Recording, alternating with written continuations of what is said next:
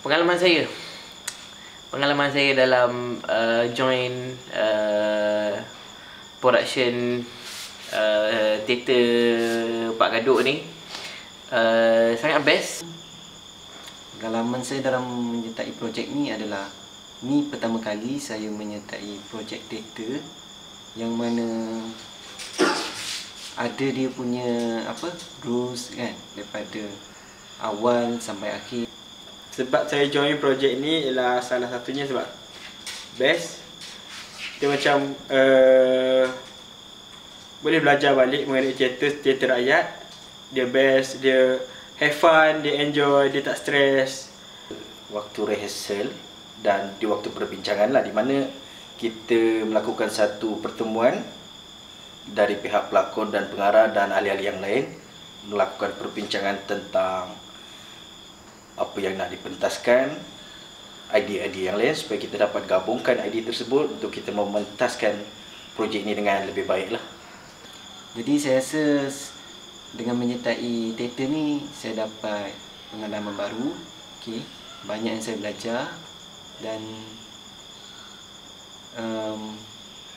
seronok lah dalam teater ni. Apa yang saya tahu mengenai teater tradisional adalah teater tradisional dia mempentaskan cerita-cerita rakyat dan juga mempunyai nilai-nilai murni yang kita boleh belajar daripada cerita tersebut lah. Apa yang dipentaskan kita boleh belajar, sama ada dari segi sosioekonomi kita boleh belajar tentang dia punya keadaan semasa pada masa lepas lah, masa lampau. Pada pendapat saya, teater ni adalah satu lakonan pementasan lah.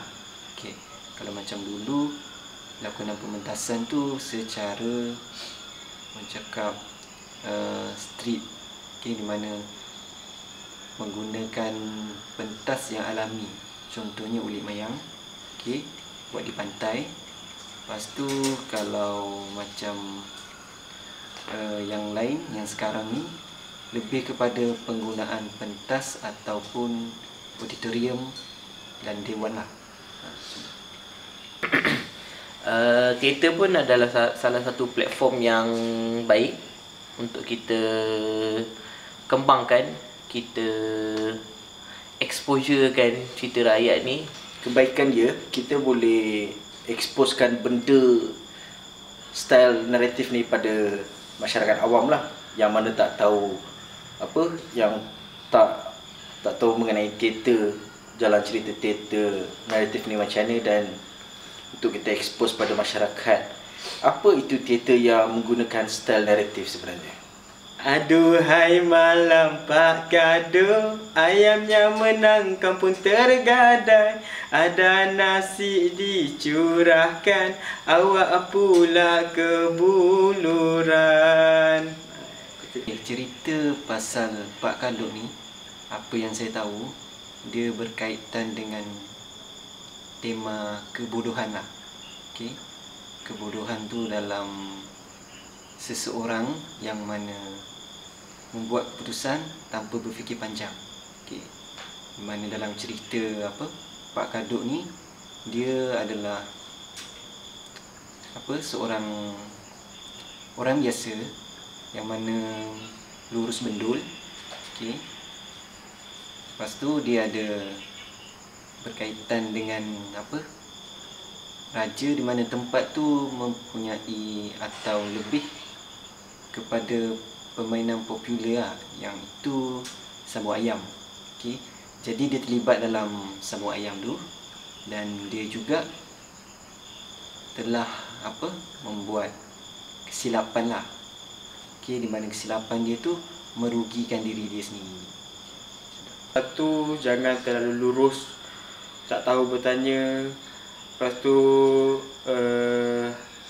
jangan buat tindakan yang terburu-buru. Macam kisah Pak Kaduk ni, dia fikirkan harta, lepas tu ditukarkan ayam dia yang tak pernah kalah dengan ayam raja yang selalu kalah. Nak dijadikan cerita yang saya tahu tentang Pak Kaduk ni adalah dia berkenaan dengan dia punya sumpahan ikan tapah tu lah. So disebabkan ada beberapa kisah dia tu, so ada emas yang ada dekat dalam perut ikan tapah tu, dan Pak Kaduk ni dia belah ikan tapah tu, dan ikan tapah ni dah bantu Pak Kaduk, dan Pak Kaduk tu pun dia dia rasa tu hutang budi lah dengan ikan tapah ni lah. So disebabkan tu jadilah apanya tu sumpahan ikan tapah. Itulah. Pada pendapat saya lah kan, okay, kalau macam isu daripada barat tu membawa untuk cakap cuci otak kan, cuci otak anak-anak Melayu ni, okay, dia datang daripada cakap orang tempatan sendirilah, yang mana tidak mengambil tahu dan cakap meletakkan cerita rakyat tu sebagai cerita kebanggaan diorang. Sebaliknya menaikkan cerita daripada luar untuk ditonton oleh generasi mereka. Kalau macam dari sudut belia, okay, kalau daripada sudut belia secara amnya berkaitan dengan masyarakat, di mana kita boleh gunakan cerita-cerita rakyat yang sebelum ni untuk kita memperkenalkan kepada anak-anak dan juga kawan-kawan semualah yang terdekat.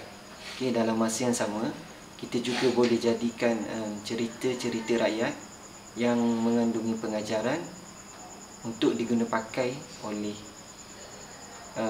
anak-anak dan juga rakyat tempatan, tanpa mengambil cerita daripada luar untuk diguna pakai.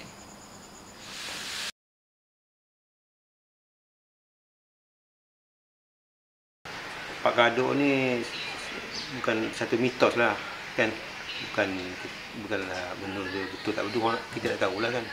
Dia hikayat macam hikayat kan. Pakcik ada dulu baca buku hikayat dalamnya. Pak Kaduk ni seorang yang cerita dia